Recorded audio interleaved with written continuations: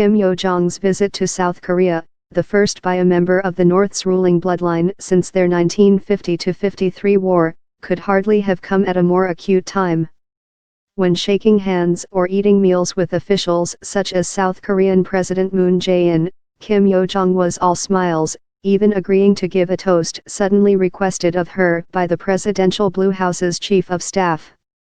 "I can't speak very well in public," she told guests attending a dinner at the five-star Banyan Tree Club and Spa in Seoul. "I never thought I would visit the South so suddenly and believed much would be strange and different, but I saw many things that were similar or the same. I hope the day we become one comes soon and hope to see all your friendly faces in Pyongyang."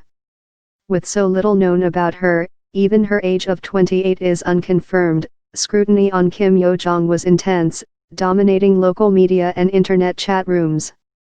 "Personally, I think she looked very relaxed during her visit to South Korea," said Kang Mi-jin, a North Korean defector who works at the Seoul-based Daily NK website.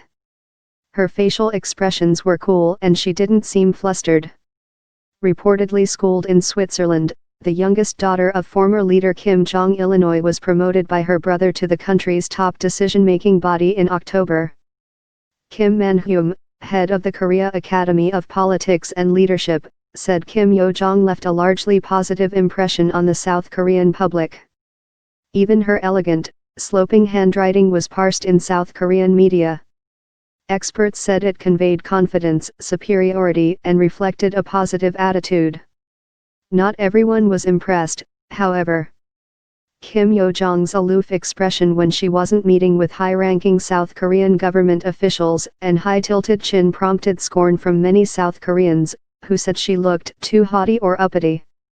Her neck is straight and her head is skewed to the right, automatically sending her gaze down.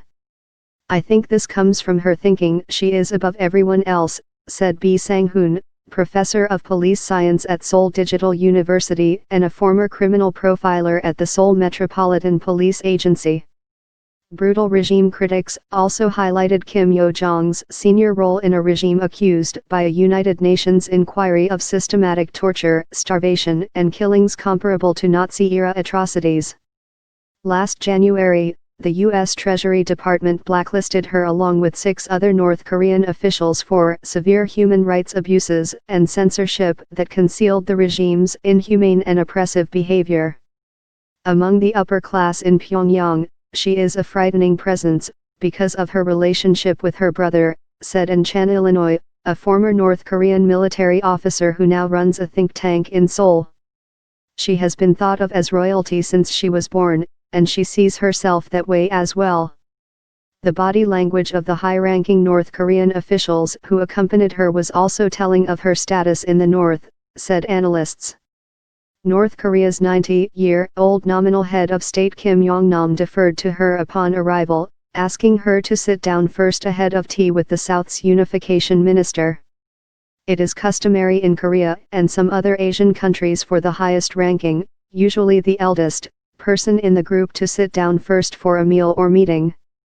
While Kim Yo Jong demurred in front of the cameras, insisting Kim Yong-nam sit first, the impression had been made.